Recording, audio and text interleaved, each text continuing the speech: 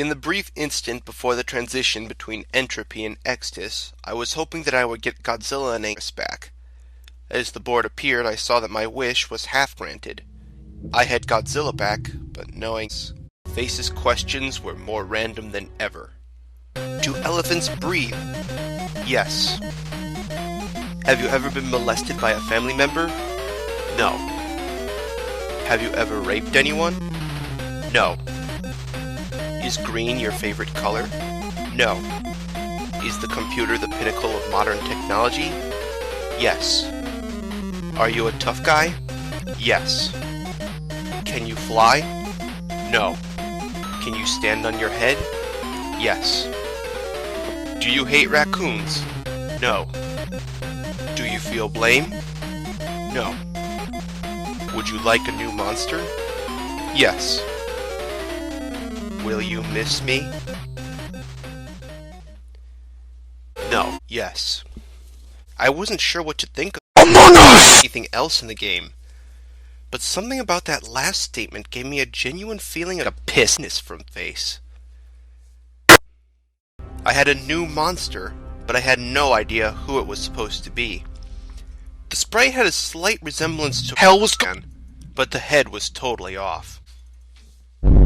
Every time you complete a stage or defeat a boss with Solomon, this screen appears. I have no piss of what "still the best" 1973 means. Neither the date nor the phrase has any meaning or significance to me.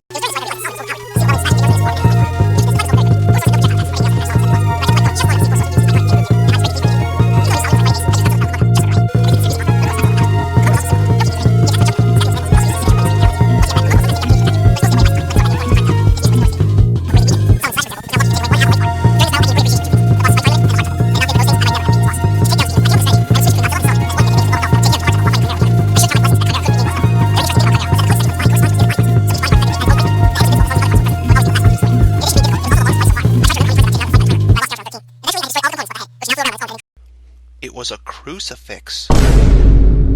I was completely stunned. I wasn't excited about seeing the Hell Beast icon again, but if there was only one good thing about those levels, it was that they were predictable. I had a basic idea of what to take a piss. But now here, I was at the end, and the icon was completely different. What did it mean? And why a crucifix?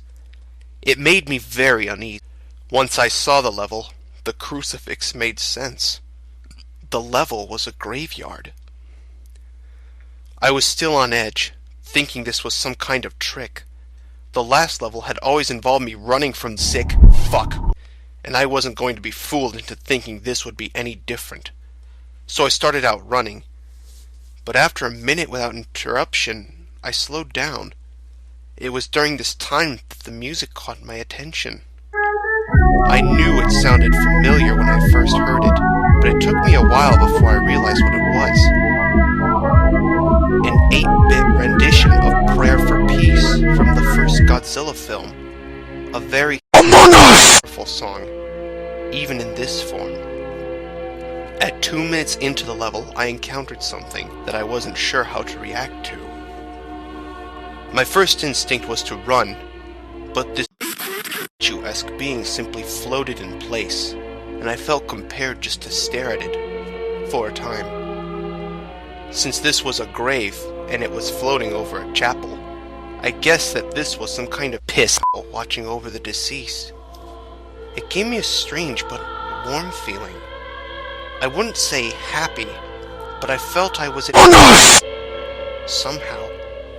I had never seen this being before, yet it seems very familiar to me.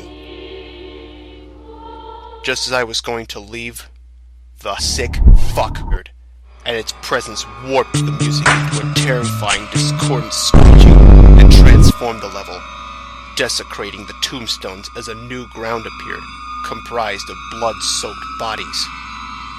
I could feel my heart beating out of control. I had no piss escape with the monster that close. It lunged for the kill, but the angel got in its way. The demon roared and started clawing through the angel's leg, and tears of blood streamed from her eyes. I wanted to save her. But there was nothing I could do. I had to honor its sacrifice and run.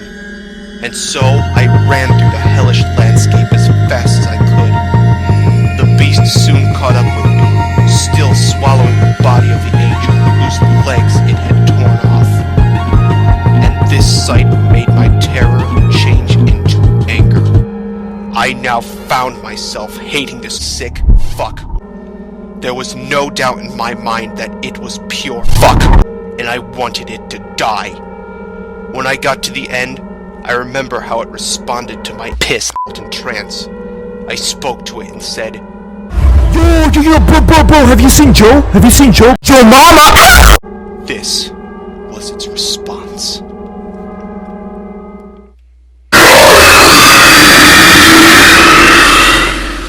I had no idea how I would follow up on that threat, and nothing could have prepared me for the horrors of the final world. Zenith.